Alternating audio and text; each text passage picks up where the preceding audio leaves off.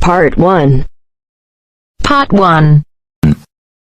You'll hear two people organizing a going-away party for a mutual friend. First, you have some time to look at questions 1 to 4.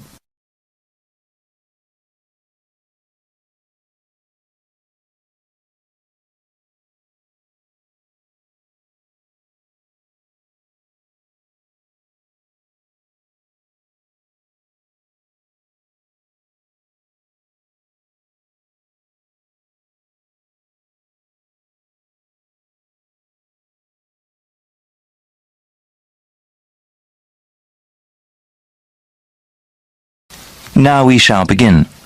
You should answer the questions as you listen, because you will not hear the recording a second time. Listen carefully and answer questions 1 to 4. Hey Bruce, looks like we got some planning to do for Albert's going away party, right? There are certainly some things we have to talk about now. Yeah, that's better than doing everything at the last minute. Okay, so I can write some notes as we talk. Sure thing. So, when should we have the party? He goes to Thailand on the 26th of August. Okay, let's have it on the 24th then. Yes, let me see. That's a Friday. That'd be perfect. Now, where should we have it? At a bar or a club? You know, I think he would like something really intimate, nothing too loud. A restaurant would be good. Maybe the Apple Tree Grill? Great place, sounds good. Okay, now we have to think about who to invite. Well, his best friend from college. Sure. And his cousins? Right? Oh yes, his co-workers. Yeah, okay, his co-workers and his boss. Any other people? How about his yoga classmates? He does love yoga, but that might be too many people. I suppose so. I can email and text message the invitations. When should I send them? We should send them out soon, but not too early. How about the 16th of August then? Well, why not give it a few more days? The 13th? All right, I think that's a good time too. Before you hear the rest of the conversation, you have some time to look at questions 5 to 10.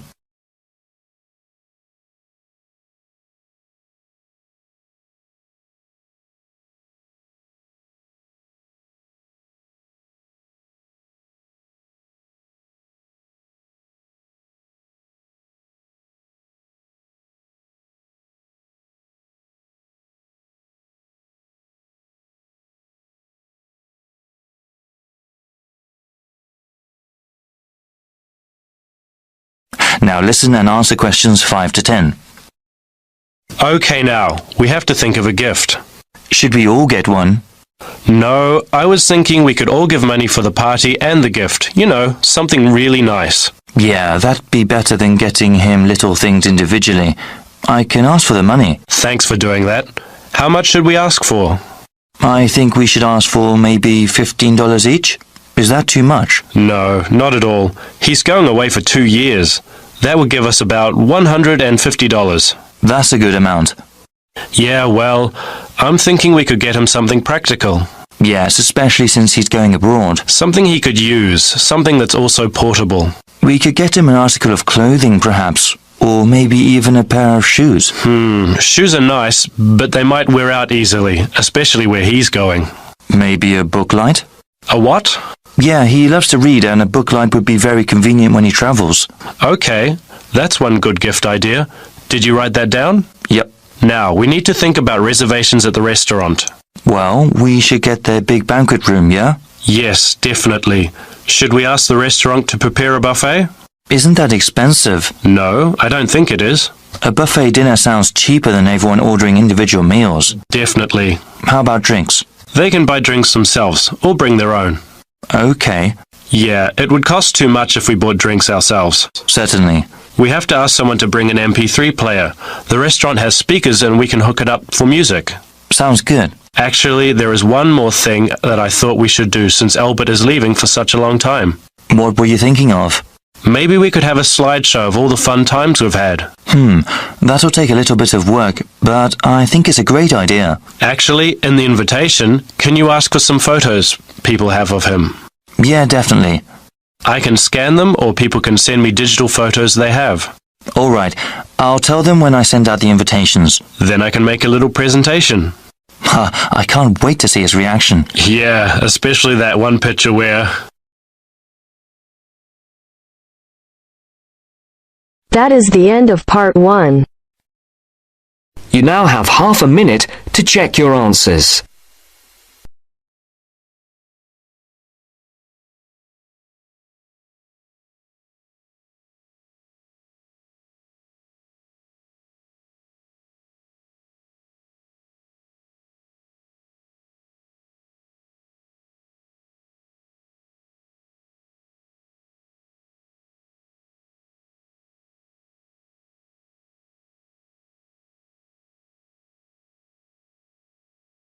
Now turn to Section 2. Section 2. You'll hear an orientation given to new students about technology services on campus. First, you have some time to look at questions 11 to 15.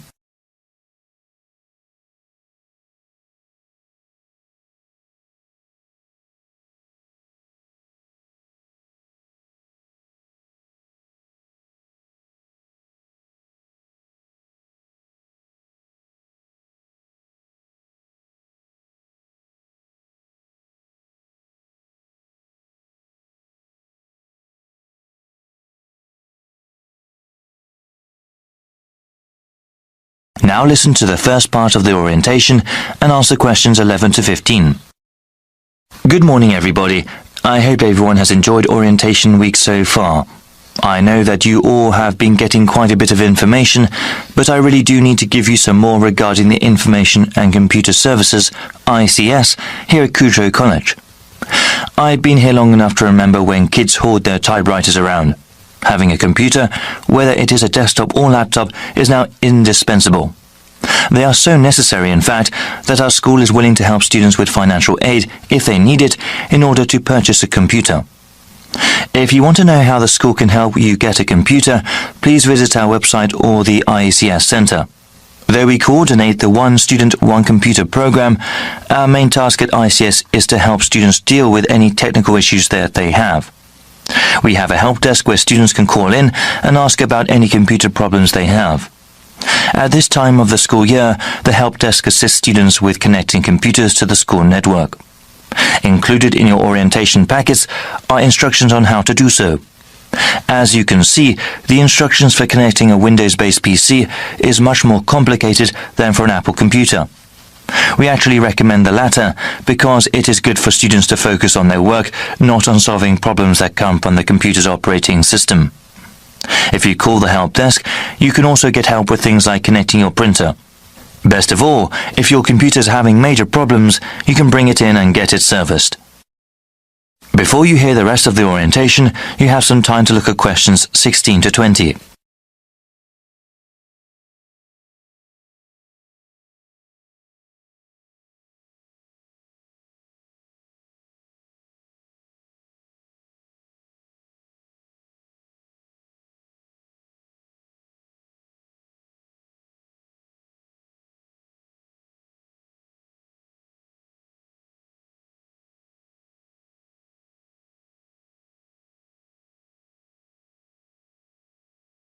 Now listen and answer questions 16 to 20. I will tell you how to bring in your computer if you have any problems with it. If I'm not there, you can talk to the full-time attendant, Jacob. That's J-A-K-O-B, Bianchi. Jacob has many years of experience in computer service. Please feel free to ask him anything. He is there Monday through Friday and can figure out what you need help with. We are located in Taylor Building. Our extension is 7760.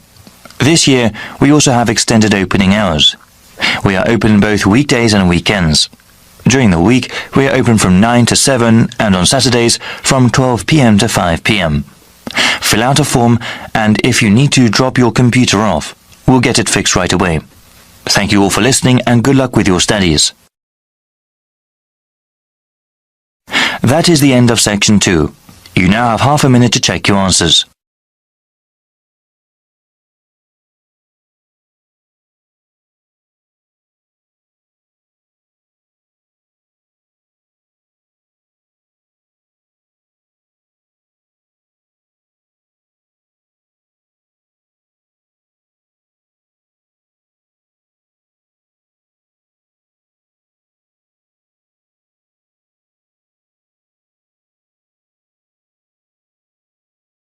Now turns to part 3.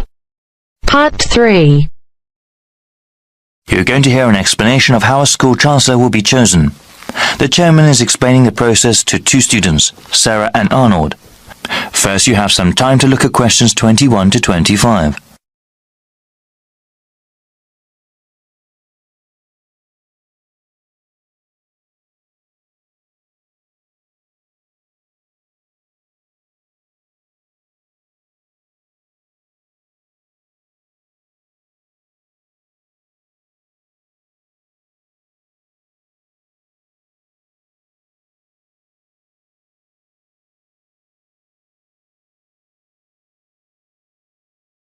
Now listen carefully and answer questions 21 to 25. Good evening, everyone. I hope you've both taken a look at the documents given to you. As student members of the University Chancellor Selection Committee, you will help to select a new Chancellor for our university. This person will be responsible for the operations, academics, and budget of the university. Today, I want us to talk about getting feedback from other students and about the selection process. Okay, so what exactly will our roles be? You both are 4 members of the committee representing the interests of the student body. When we go over the applicants for Chancellor, your votes will count the same as other committee members. The same as other faculty and administrators? Okay. Indeed. It is important to have student input in the selection process. That will be part of your duties as committee members, to talk to the student body and get a feeling for what they want in a new Chancellor.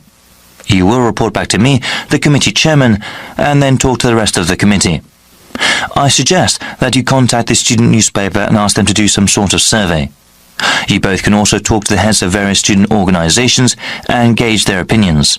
All right, what sort of questions should we ask? Well, if you know of any issues important to the student body as a whole, you can ask them about that. I know that there was a recent increase in student fees. Since the Chancellor is in charge of the budget process, he or she will certainly be involved with that. But that is one topic that everyone can be asked about. A question about financial issues? Okay. You also mentioned going to different student groups. I was wondering, would that be appropriate? If the Chancellor is the head of the whole university, is it that important to ask the opinions of a smaller individual organization? Definitely. They may be smaller organizations, but they often represent a wide number of students. It would be in the best interests of the school to have a Chancellor that understands the needs of not just the community as a whole, but of the different parts that make up that whole. I see. I guess it would be best to contact the leadership group of each club and group? Yes. Actually, that would probably be the most efficient way to get their opinion. Before you hear the rest of the explanation, you have some time to look at questions 26 to 30.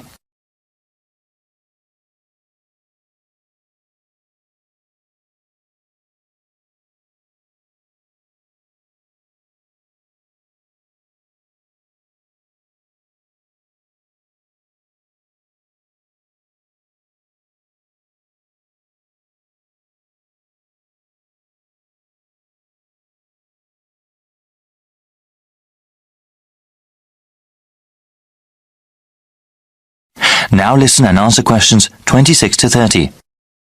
After you get a feel for what the student body thinks, I would like you to create a report for me. As chairman, I am responsible for making sure the different views of the students, faculty, and the administration are heard. So what happens after we submit our report to the rest of the committee? We'll start with the rest of the selection procedures. We have an open process, meaning anyone who wants to can apply to be Chancellor. That way, we will have the widest available pool to choose from. Of course, the first step will be to narrow down the field of applicants. Looking at their background and work experience, we will end up with 15 candidates. There will be further background checks on the remaining candidates. These checks include talking to the references a candidate has listed, as well as asking about them at any previous institution they may have worked at. This is quite a rigorous process, isn't it? It has to be. The Chancellor represents the university, so we need the best qualified person. After the background checks, we will contact candidates and ask them to come in for an interview before the committee. I remember hearing that we'll also be sitting in on those interviews. It'll be difficult to think of good questions to ask all those candidates. Well, I think the committee as a whole will do that. Okay. That sounds like the best way. Yes, it's quite a rigorous interview process. Each candidate will have to come in a second time.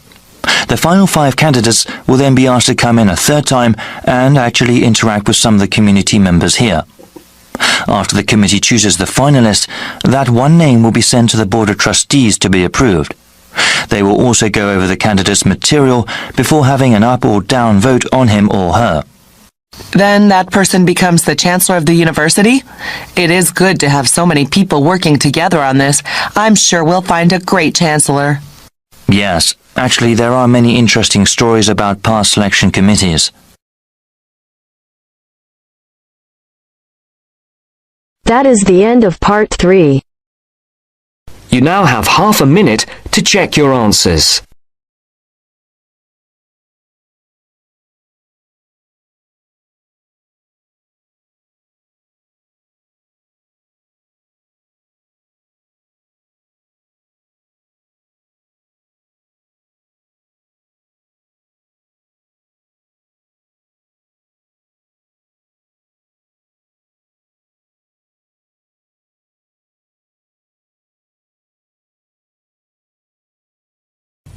Now turn to Section 4. Section 4. You'll hear a lecturer talking to students about languages. First, you have some time to look at questions 31 to 36.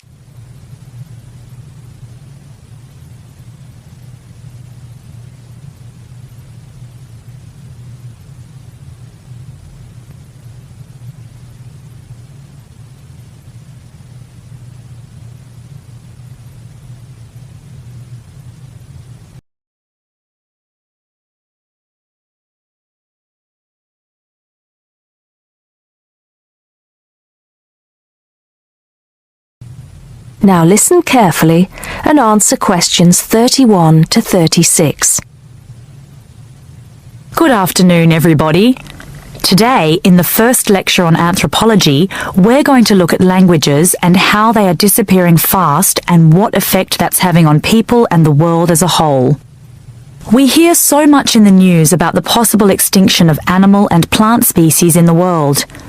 It's a sad thing that one day certain animals will cease to exist. But how many of you are aware that the world's languages are facing a similar threat? Believe it or not, there are currently more than 6,000 languages spoken in the world today, but experts believe that by the end of this century, this number will be reduced to half. And as each language dies, the culture and specialized knowledge of a community dies with it. The unique knowledge of the environment, local wildlife, plants, animals, and ecosystems, not to mention the cultural traditions of the people themselves, will become lost forever. In essence, each language is not just spoken or written words strung together. Language has the power to hold the entire history of a people. Approximately one language dies every 2 weeks. This is an unprecedented situation. Never before in history has there been this rate of rapid decline. Most human languages are spoken by relatively very few people. Let's put this into perspective. The Ethnologue, the leading authority on the world's languages, has put together a list of every living language known to man. There are over 6,500, of which 6,000 have available population figures. Now, 109 million people speak just 10 of these languages, and they are the major languages of the world. At the opposite end of the scale, there are minority languages which are only spoken by a few people, and that's what this chart is illustrating. The number of languages is represented on the vertical axis, and the total number of languages that make up this group is an astounding 1,619. For each of these smaller language groups, the population range of speakers goes from 1 to 999. Even more incredible is the fact that out of these small languages, over 200 of them have a speaker population ranging from just 1 to 9. Imagine only 9 people speaking your language in the whole world, or even only 1 or 2 people. Now, let's think geographically.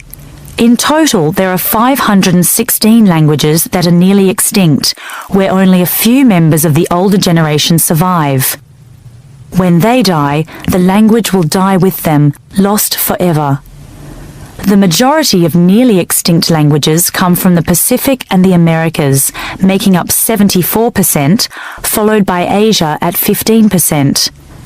Europe has the smallest percentage of languages that are nearly extinct, only 2%. Before you hear the rest of the talk, you have some time to look at questions 37 to 40.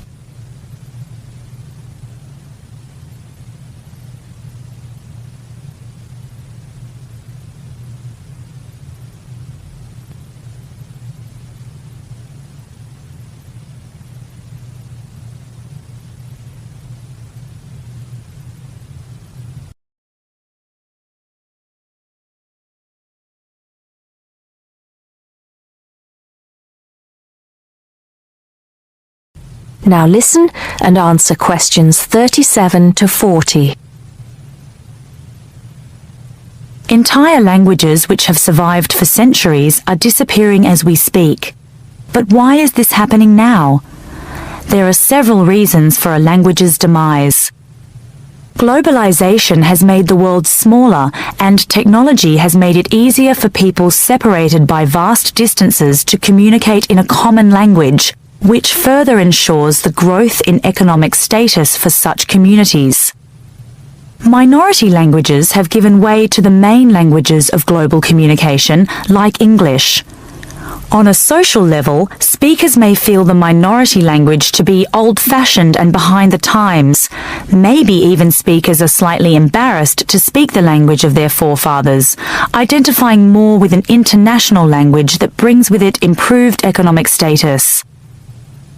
Now, some do argue that a reduction in the number of world languages is inevitable, and anything to ease communication between nations is a good thing, and granted, there is a point to be made there, but what are the long-term implications of this? Consider this. Language, in both spoken and written form, is the vehicle for oral traditions to be passed down through generations. When a language becomes extinct, this link is broken and these oral traditions are lost. This has enormous implications for the identity of a community.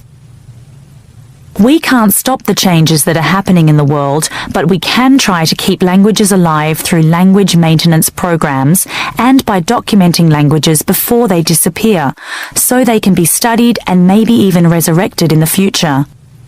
It's also important to remember that many people who speak threatened languages can neither read nor write. Helping them become literate goes a long way towards protecting the language. Preserving a language is not easy, but there have been exceptional cases where languages have been brought back to life. In Ireland, Irish Gaelic, once a dying language, through national determination is now spoken by 13% of the country's population. We'll go into what happened there in more detail in my second lecture. That is the end of section 4. You now have half a minute to check your answers.